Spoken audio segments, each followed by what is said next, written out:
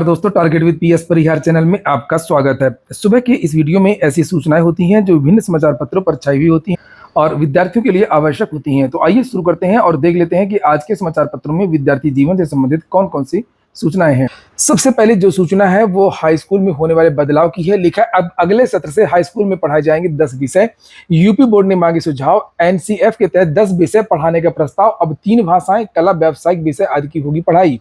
आंतरिक मूल्यांकन की होंगे अब 20 अंक। लिखा है, अब तक हाई स्कूल का अंक पत्र 600 अंकों का होता था, वह अब 1000 अंकों का होगा। इसमें प्रत्येक विषय 100 अंक का होगा और उसमें से 80 अंक की परीक्षा होगी। 20 अंक आंतरिक मूल्यांकन से मिलेगा। अगले सत्र से यूपी बोर्ड हाई स्कूल के बच्चों को 10 विषय पढ़ाने की तैयारी है। 10 विषयों का खाका यूपी बोर्ड की वेबसाइट पर जारी भी कर दिया गया है। यह प्रस्ताव हूबहू लागू कर दिया जाए या कोई संशोधन करना चाहिए, इस संबंध में माध्यमिक शिक्षा परिषद ने ईमेल आईडी पर 29 जून तक सुझाव भी मांगे हैं। लिखा है कि ग्रेडिंग सिस्टम लागू होगा, साथ में बदलेगा प्रश्नों का प्रारूप। और लिखा है, जिस तरीके से ग्रेडिंग प्रणाली सीबीएसई आदि में उसी तरीके से यहाँ पर होगा। और उन्होंने बताया कि 91 से अधिक अंक पाने वाले A1 ग्रेड में उत्तीर्ण होंगे। 81 से 90 अंक तक के A2, 71 से 80 अंक वाले B1, 61 से 70 अंक वाले B2, 51 से 60 अंक तक C1 और 41 से 50 अंक तक C2, 33 से 40 अंक तक D ग्रेड के माने जाएंगे। वहीं 32 से कम अंक वाले छात्रों को ई ग्रेड मिलेगा। प्रश्न पत्रों का प्रारूप भी बदल जाएगा। यूपी बोर्ड के सचिव दिव्यकांत शुक्ल ने बताया कि अब प्रश्न पत्र का प्रारूप भी बदल जाएगा। नए प्रारूप में 20 अंकों के बहुविकल्पीय प्रश्न होंगे, 30 अंकों की दक्षता आधारित प्रश्न होंगे और 30 अंक वर्णनात्मक होंगे, यानी डिस्क्रिप्टिव होंगे। यूजीसी नेट की कल परीक्षा थी। लिखा, यूजीसी नेट में साल भर बनकर के बैठा शिक्षक गिरफ्तार। करेली में पकड़ा गया फर्जीवाड़ा। 20,000 रुपए लिया था परीक्षा पास कराने का ठेका। विश्वविद्यालय अनुदान आयोग की ओर से मंगलवार को आयोजित राष्ट्रीय पात्रता परीक्षा के दौरान करेली स्थित परीक्षा केंद्र पर एक साल भर पकड़ा गया। पूछताछ में पता चला कि वह शिक्षक भी है जिसने मूल अभ्यर्थी को 20,000 रुपए में परीक्षा पास करने का वादा किया था। 5,000 रुपए एडवांस भी लिए थे। पकड़ा कैसे गया था ये भी यहाँ लिखा हुआ है। यहाँ भदोही निवासी आलोक नामक परीक्षार्थी की गतिविधियों पर संदेह होने पर केंद्र प्रबंधक ने जांच पड़ताल शुरू की और बायोमेट्रिक मिलान के दौरान पता चला कि वो मूल अभ्यर्थी नहीं बल्कि उसकी जगह कोई और है। प्रयागराज में 1300 होमगार्ड जवानों की पद खाली हैं, जल्द होंगी भर्तियां। और यहाँ पर लिखा है कि प्रदेश में लगभग 32,000 भर्तियां होनी है। लिखा, महाकुंभ को लेकर के जोर शोर से तैयारियां शुरू हो गई हैं। सुरक्षा के मद्देनजर होमगार्ड जवानों की बड़ी जिम्मेदारी होती है, लेकिन वर्तमान में होमगार्ड विभाग के पास पर्याप्त जवान ही नहीं है। विभागीय आंकड़ों के मुताबिक 3800 की रिक्ति पर, प्रयागराज की बात हो रही है, 3800 की रिक्ति पर महज 2500 जवान ही मुस्तैद हैं, जिस कारण विभाग को अक्सर इनकी ड्यूटी लगाने में कई दिक्कतों का सामना करना पड़ता है। विभागीय सूत्रों ने बताया कि विभाग में 1300 जवानों की भर्ती की तैयारी चल रही है। जल्द ही शासन स्तर से प्रदेश में भर्तियां शुरू हो सकती हैं। इस तरीके की जो नोटिस है वो हर साल निकलती है लेकिन भर्ती नहीं होती है। मैं आपको बता दूं कि होम गार्डों की जो भर्ती है वो 2011 से नहीं हुई है। यहाँ पर लिखा भी है 2011 से नहीं हुई। वहीं इस बार होने वाली भर्ती में करीब 32,000 पदों को भरा जाएगा। टोटल प्रदेश में 32,000 पद भरे जाने हैं, लेकिन पता नहीं क्यों इसी तरीके से पूरे प्रदेश में बहुत सारे विभागों में बहुत सारे पद रिक्त हैं। देखते हैं ये भर्ती सभी समाचार पत्र में ही आई है या वास्तव में आएगी, क्योंकि प्रदेश में अलग अलग योग्यता के विद्यार्थी होते हैं। सभी विद्यार्थी आईएएस पीसीएस नहीं बनना चाहते हैं। कुछ विद्यार्थी जिनकी शैक्षिक योग्यता कम होती है वो छोटी मोटी नौकरी की भी राह देखते रहते हैं। एक और बड़ी सूचना है, फर्जी अंक पत्र से नौकरी कर रहे 32 डाकपालों पर होगी एफआईआर। डाक विभाग से जो भर्ती आती है डाकपाल की, उसमें एकेडमिक के आधार पर भर्तियां होती हैं। आपने देखा होगा पिछली बार की मेरिट कितनी ज्यादा गई थी, 99% 91% फर्जी मार्कशीट बना करके लोगों ने ज्वाइन कर लिया था। मैंने कहा भी था उसी समय वीडियो जो मैंने बनाया था कि सरकारी नौकरियों में जांच भले ही देर से होती है लेकिन होती है सभी लोगों की। और बहुत सारे ऐसे लोग भी हैं जो रिटायरमेंट के समय पकड़े गए। तो कभी भी गलत तरीके से नौकरी ना हथियाएं, ना फर्जी मार्कशीट लगाएं और ना ही गलत तरीका अपनाएं। तो वही यहाँ पर लिखा है कि चित्रकूट मंडल के चारों जिलों में शाखा डाकपाल और सहायक शाखा डाकपाल के पदों पर करीब 120 कर्मियों को बिना अभिलेखों की जांच किए ही नौकरी दे दी गई। शासन स्तर पर शिकायत हुई तो इसकी जांच कराई गई। इनमें से अब तक 32 कर्मी ऐसे मिले हैं जिनके अभिलेख फर्जी हैं, जिन्हें बर्खास्त कर दिया गया है। जिसने इन लोगों की नौकरी लगवाई होगी वो तो पैसा पे पागल हो गया होगा, चला गया होगा पैसे लेकर के। अब ये सब जेल भी जाएंगे, कार्रवाई भी होगी और जिंदगी भी खराब होगी। लिखा है, अधीक्षक ने इन कर्मियों के खिलाफ एफआईआर दर्ज कराने के निर्देश दिए हैं। हालांकि डाक अधीक्षक कई दिनों की छुट्टी पर हैं और उन्होंने इसे गोपनीय मामला बता करके किसी भी तरह की जानकारी देने से इनकार कर दिया है। चित्रकूट मंडल में 1.5 वर्ष पहले विभिन्न शाखाओं के लिए शाखा डाकपाल और सहायक डाकपाल की भर्ती की गई थी। करीब 120 कर्मियों की भर्ती के बाद अभिलेखों की जांच किए बिना नौकरी दे दी गई। अगली सूचना है तदर्थ शिक्षकों की। लिखा है तदर्थ शिक्षकों की बहाली का प्रयास सुप्रीम कोर्ट की अवमानना है, युवा मंच ने मुख्यमंत्री को भेजा पत्र। तदर्थ शिक्षक लगातार दबाव बना रहे हैं। बहुत सारे ऐसे मंत्री हैं, नेता हैं, विधायक हैं, सांसद हैं जो इनका सपोर्ट कर रहे हैं। 15 जून का ये पेपर है जिसे आप लोग यहाँ पर देख सकते हैं। लिखा है तदर्थ शिक्षकों के वेतन भुगतान के लिए सीएम से मिले विधायक और जिलाध्यक्ष। लखनऊ में मुख्यमंत्री योगी आदित्यनाथ से मुलाकात करते सदर विधायक राजेंद्र मौर्य और जिलाध्यक्ष आशीष श्रीवास्तव, ये लोग मिलने भी गए थे। और भी इसके अलावा भी बहुत सारे लोग इनका सपोर्ट कर रहे हैं, क्योंकि सुप्रीम कोर्ट ने बहुत सारे जो प्रदेश में हजारों तदर्थ शिक्षक अशासकीय सहायता प्राप्त माध्यमिक विद्यालयों में पढ़ा रहे हैं, टीजीटी पीजीटी के पदों पर, और सुप्रीम कोर्ट ने इन शिक्षकों की नियुक्ति को अवैध कर दिया है। और ये लोग 15-15 साल 20-20 साल से पढ़ा रहे हैं। और विद्यार्थियों को ऐसा लगता था, युवा मंच ने इसके लिए लंबी लड़ाई लड़ी और ऐसा लग रहा था कि अब ये जो तदर्थ शिक्षकों के हजारों पद रिक्त होंगे तो ये पद नई भर्ती में जोड़े जा सकते हैं या आगे जोड़े जाएंगे, ये मांग भी चल रही थी। लेकिन यहाँ पर अब मामला उल्टा होता दिख रहा है और तदर्थ शिक्षक फिर से ऐसा लग रहा है कि फिर से नौकरी में आएंगे। यहाँ पर लिखा कि जिले के तदर्थ शिक्षकों की सेवा बहाली और वेतन भुगतान को लेकर के सदर विधायक ये सब बातें यहाँ पर लिखी है। और नीचे यहाँ पर लिखा है कि जिलाध्यक्ष की माने तो मुख्यमंत्री ने जल्द ही सकारात्मक कदम उठाने का आश्वासन भी दे दिया है। और इसको लेकर के युवा मंच जो है वो सक्रिय हो गया है। और लिखा युवा मंच के अध्यक्ष अनिल सिंह को पूर्व उप मुख्यमंत्री डॉक्टर दिनेश शर्मा द्वारा प्रेषित मैसेज की माननीय मुख्यमंत्री महोदय ने तदर्थ शिक्षकों के संबंध में कैबिनेट में प्रस्ताव पारित करने की स्वीकृति दे दी है को लेकर के युवाओं ने सरकार व प्रबंधकों की मिलीभगत का आरोप लगाते हुए तीखी प्रतिक्रिया व्यक्त की है और कहा कि नियमों को ताक पर रख करके तदर्थ शिक्षकों की नियुक्ति के संबंध में माननीय सुप्रीम कोर्ट ने तदर्थ शिक्षकों की नियुक्ति को अवैधानिक घोषित किया है और इनकी सेवाएं खत्म की गई हैं। युवा मंच अध्यक्ष अनिल सिंह ने मुख्यमंत्री योगी आदित्यनाथ को पत्र प्रेषित कर आरोप लगाया कि तदर्थ शिक्षकों की सेवा बहाल करना विधि विरुद्ध है और तदर्थ शिक्षकों के संबंध में सुप्रीम कोर्ट के पारित आदेश की अवमानना है। जब सुप्रीम कोर्ट ने कहा कि ये गलत है, इनकी नियुक्तियां उनको बाहर कर दिया है, तो वास्तव में इनको दोबारा नौकरी पर नहीं रखना चाहिए। और वही बात युवा मंच ने कही है। और नीचे लिखा कि शिक्षण संस्थाओं में तय मानक के अनुरूप शिक्षकों की भर्ती का प्रावधान है। ऐसे में जानबूझ करके चयन प्रक्रिया में की गई देरी से शिक्षकों की कमी का हवाला देकर के तदर्थ अथवा संविदा शिक्षकों की नियुक्ति करना पूरी तरह से अनुचित है। अगर सरकार चाहे तो अभी भी अशासकीय सहायक व शासकीय माध्यमिक विद्यालयों, प्राथमिक विद्यालयों व महाविद्यालयों में सभी रिक्त पदों को 6 महीने के भीतर कराना संभव है, लेकिन सरकार की ऐसी मंशा कतई नहीं है। यही वजह कि जानबूझ करके चयन प्रक्रिया संबंधी विवाद पैदा किए जा रहे हैं। तदर्थ शिक्षकों की सेवा समाप्ति के सुप्रीम कोर्ट के पारित आदेश को निष्प्रभावी बनाने, अर्हता प्रकरण जैसे तमाम मामलों को इसी परिप्रेक्ष्य में देखा जा सकता है। तो अभी हाल ही में ऐसी चर्चाएं हैं कि इनको फिर से शामिल करने के लिए जो प्रस्ताव है वो कैबिनेट में जा सकता है और इसी वजह से जो युवा मंच है उसने इसका तीखा विरोध किया है। अगली सूचना है रेलवे की। कल रात को ही मैंने आप लोगों को इसके बारे में जानकारी दी थी। लिखा है रेलवे में 18,799 लोको पायलटों की भर्ती होगी। एएलपी का जो विज्ञापन जारी हुआ था लगभग 5600 पदों पर, उसमें पदों की संख्या बढ़ा दी गई है। लिखा भी है कि पश्चिम बंगाल में सोमवार को कंचनजंगा ट्रेन हादसे के अगले दिन रेलवे बोर्ड ने 18,799 सहायक लोको पायलट, क्योंकि आजकल इस बात को लेकर के चर्चाएं चल रही हैं कि रेलवे में लगातार हादसे हो रहे हैं और लगभग हर साल 2-3 हादसे हो जा रहे हैं, तो कहीं ना कहीं मानव संसाधन की भी कमी है। रेलवे में लगभग 2.5 लाख पद रिक्त हैं जिन पर भर्ती नहीं की जा रही है। आजकल इसकी मांग भी हो रही है और आजकल सोशल मीडिया, ट्विटर पर लगातार ये ट्रेंड भी करता रहा है।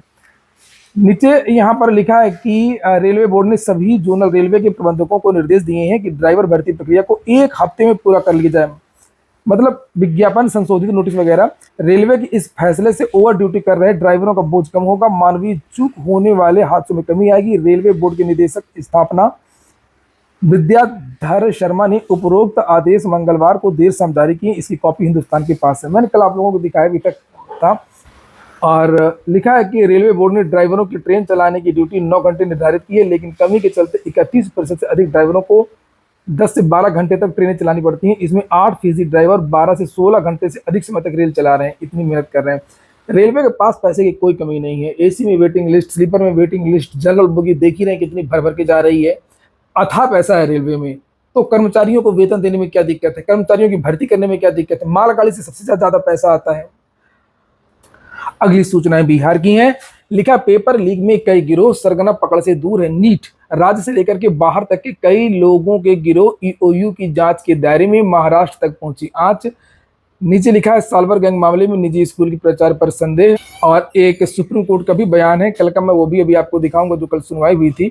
नीट पेपर लीक मामले की जांच में सेंटरों के कई गिरोह की सक्रियता सामने आई है। इसमें सिकंदर प्रसाद यादविंदु से लेकर के आयुष कुमार, अखिलेश कुमार, बिट्टू कुमार, अमित आनंद, डॉक्टर शिव कुमार और उसके पिता सहित 12 अन्य लोग ईओयू की जांच के दायरे में हैं। लिखा है कि आरोपी अपनी बेटी का भी मेडिकल में दाखिला करवा चुका है सिकंदर।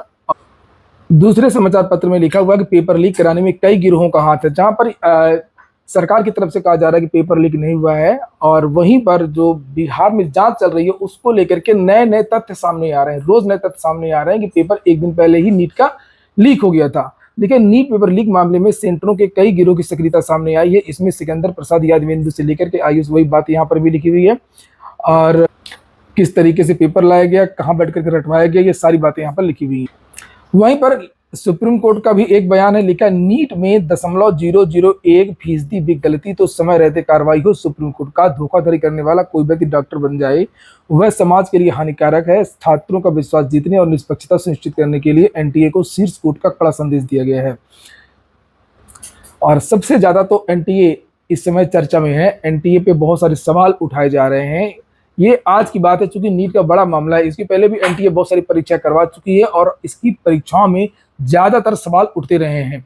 लिखा है सुप्रीम कोर्ट ने केंद्र सरकार और नेशनल टेस्टिंग एजेंसी से कहा है कि राष्ट्रीय पात्रता सह प्रवेश परीक्षा नीट स्नातक 2024 में अगर किसी से 0.001% गलती हुई है तो उसे उचित रूप से निपटा दिया जाना चाहिए। शीर्ष अदालत ने मंगलवार को कहा कि अगर धोखाधड़ी करने वाला कोई व्यक्ति डॉक्टर बन जाए तो वह समाज के लिए और भी हानिकारक होगा। अरे डॉक्टर ही क्यों, अगर वो डॉक्टर बन जाएगा तो हानिकारक होगा, अगर इंजीनियर बन जाए तो हानिकारक होगा, और अगर वो शिक्षक बन जाएगा तो और ज्यादा हानिकारक होगा। किसी भी भर्ती में करप्शन नहीं होना चाहिए। नीचे लिखा कि ऐसी परीक्षाओं की तैयारी में कड़ी मेहनत लगती है, हम समय पर कार्रवाई चाहते हैं। क्योंकि सरकार लगातार टालमटोल कर रही है और विद्यार्थी पूरे देश में अलग अलग शहरों में सड़कों पर हैं। जैसे आप लोग यहाँ पर देख सकते हैं हैदराबाद में, इसके पहले बिहार में प्रयागराज में।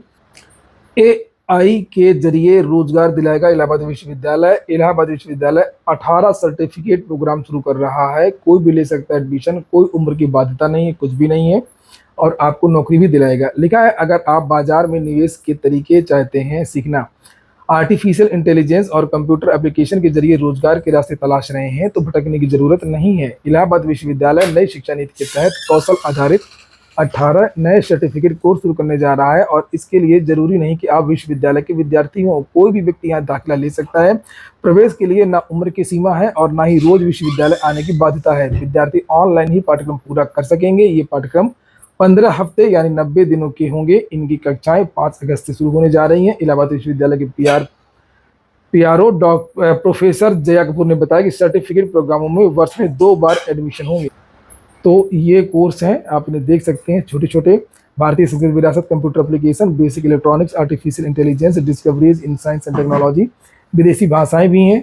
भारतीय संविधान के मूल सिद्धांत, वित्तीय निवेश रणनीतियां, संगीत तबला सितार, औषधीय पौधे, स्वास्थ्य स्वच्छता पोषण और योग, मानसिक स्वास्थ्य, बेकरी और कन्फेक्शनरी, तकनीकी, पुष्प सज्जा कला, कढ़ाई कौशल, हाथ से डिजिटल तक, ड्रेस डिजाइनिंग और भाषा प्रवीणता और व्यक्तित्व विकास, क्योंकि इस समय बदल गया है। और उसके अलावा रोजगार के लिए कुछ स्किल की जरूरत होनी चाहिए, तो उसके लिए एक कोर्स।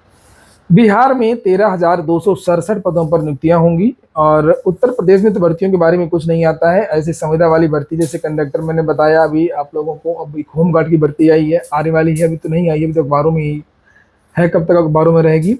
और यहाँ पर आप देख सकते हैं बिहार में तो लगातार परमानेंट नौकरियों की बात हो रही है। स्वास्थ्य विभाग में 13,267 पदों पर होगी भर्ती। राष्ट्रीय स्वास्थ्य मिशन के तहत सूबे के अस्पतालों में आयुष चिकित्सक सहित 13,267 पदों पर नियुक्तियां होंगी।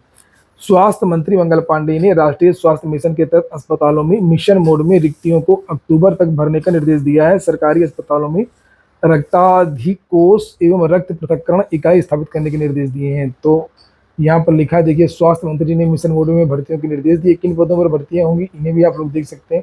आयुष चिकित्सक, CHO, मेडिकल ऑफिसर, ऑप्थेल्मिक सहायक, staff nurse, ANM, lab technician, logistic manager आदि के पद हैं। नीचे यहाँ पर और चीज लिखी है कि नीतीश सरकार अब 22 लाख की जगह 34 लाख नौकरियां देगी। जल संसाधन मंत्री विजय कुमार चौधरी ने कहा है कि नीतीश सरकार ने युवाओं से किया वादा पूरा किया है। राज्य सरकार ने 20 लाख नौकरी और रोजगार देने का वादा किया था, लेकिन हम 34 लाख नौकरी, 20 की जगह 34 लाख रुपए, देख लीजिए, रोजगार के लक्ष्य को पार कर रहे हैं और इस प्रकार हम तय लक्ष्य से 14 लाख अधिक सरकारी नौकरी और रोजगार देने जा रहे हैं। उन्होंने मंगलवार को जनता दल यूनाइटेड दफ्तर में प्रेस कॉन्फ्रेंस में ये बातें कही। मंत्री ने कहा कि नीतीश सरकार ने 10 लाख नौकरी और 10 लाख रोजगार देने का वादा किया था, लेकिन हमने 12 लाख नौकरी और 22 लाख रोजगार के अवसर सृजित किए हैं। बिहार में नौकरियों को लेकर के, रोजगार को लेकर के पक्ष में और विपक्ष में प्रतिस्पर्धा चल रही है, जहां पर तेजस्वी यादव लगातार दबाव बनाए हुए हैं और इसी तरीके से जो सत्ता पक्ष है, एनडीए, जनता दल यूनाइटेड, उनकी तरफ से भी भर्तियों को लेकर के लगातार बयान दिए जा रहे हैं। यहाँ पर लिखा भी है कि रोजगार के मामले में नीतीश कुमार कितने गंभीर हैं। तेजस्वी यादव उनके कार्यों का श्रेय लेना चाह रहे हैं। मौके पर कुछ लोगों के यहाँ पर नाम भी लिखे, ये भी उपलब्ध थे। और वहीं पर तेजस्वी यादव का भी बयान है भर्तियों को लेकर। ये देखिए, खाली पदों, देखिए भर्तियों को लेकर के चाहे पक्ष हो चाहे विपक्ष हो, चाहे जो भी पार्टी हो, जो सपोर्ट करेगा मैं उसका सपोर्ट करता हूँ और उसकी न्यूज भी दिखाता हूँ, केवल मात्र भर्तियों से संबंधित। लिखा, खाली पदों पर बहाली शुरू करे सरकार। तेजस्वी यादव, नेता प्रतिपक्ष तेजस्वी प्रसाद यादव ने कहा कि हमने 17 महीने के अल्प कार्यकाल में 5 लाख से अधिक सरकारी नौकरियां दी हैं। इसी दौरान 3 लाख सरकारी नौकरियां प्रक्रियाधीन कार्रवाई जो आचार संहिता के चलते रुकी हुई थी, हमारे हटते ही पूर्व निर्धारित तीसरे चरण में 1 लाख शिक्षकों की भर्ती का पेपर लीक होने की वजह से रद्द हो गई। तो ये बयान लगातार दिया जा रहा है, लेकिन उत्तर प्रदेश में तो जो विपक्ष है वो केवल चुनाव के समय आता है। अब विपक्ष कुछ नहीं करेगा, ज्यादा से ज्यादा विधानसभा में एक आध बार सवाल कर लेगा और कुछ नहीं करेगा। वो भी नहीं करेगा, उसके विधायक कोई करेंगे कि कितने पद रिक्त हैं और वो बता देंगे अनुपात समानुपात। इतना ही होता है यूपी में, जैसा पक्ष है वैसा विपक्ष है। और जो उत्तर प्रदेश में रोजगार का जो माहौल बना है, बेरोजगारी का जो बेरोजगारी के मुद्दे पर जो विद्यार्थी इकट्ठे हुए हैं, वो खाली विद्यार्थियों की एकता है और विद्यार्थियों की जागरूकता है। उसमें विपक्ष ने कोई माहौल नहीं बनाया, केवल विद्यार्थियों ने माहौल बनाया है। और अगर विपक्ष, मैंने पहले भी कहा था, अगर अखिलेश यादव या कांग्रेस, जो भी विपक्ष की पार्टियां हैं, कुछ दिन और पहले से इसी तरीके से माहौल बनाती तो आज स्थिति दूसरी होती, विपक्ष में नहीं बैठना पड़ता। अगली सूचना है, 25 से खुलेंगे परिषदीय विद्यालय, 28 से आएंगे बच्चे, टीके लगा करके होगा स्वागत। ये हो गया आज का वीडियो। पूरा वीडियो सुनने के लिए बहुत बहुत धन्यवाद। और एक सूचना उत्तर प्रदेश लोक सेवा आयोग की है, मैं बता देता हूँ। कल से अभ्यर्थियों को दिखाई जाएंगी कॉपियां पीसीएसजे की, और लिखा है कि अगस्त में पता चलेगा कि कॉपियों की अदला बदली के आरोपों में कितना दम है। क्योंकि मामला कोर्ट में चला गया था, काफी विवाद हो गया था। लिखा, एक अभ्यर्थी की ओर से अंग्रेजी विषय की कॉपी बदले जाने के आरोपों के बाद उत्तर प्रदेश लोक सेवा आयोग ने अभ्यर्थियों के मन में उपजी आशंका का समाधान करते हुए सभी को अपनी कॉपियां देखने के लिए आमंत्रित किया है। यह प्रक्रिया 31 जुलाई तक चलेगी। एक वैकेंसी भी देख लीजिए, सेंट्रल बैंक ऑफ इंडिया से निकली है। सफाई कर्मचारी से अधीनस्थ कर्मचारी के पदों पर है, 484 पदों पर भर्ती आई है। ये इसकी जो लास्ट तारीख है वो 27 जून ही है। भारी वाहन निर्माणी में रिक्तियां हैं 271 पदों पर, कनिष्ठ प्रबंधक, सहायक, अन्य पदों पर, और 5 जुलाई इसकी लास्ट डेट है। 21,000 से लेकर के 30,000 तक वेतन मिल सकता है। आज के वीडियो में इतना ही। पूरा वीडियो सुनने के लिए बहुत बहुत धन्यवाद।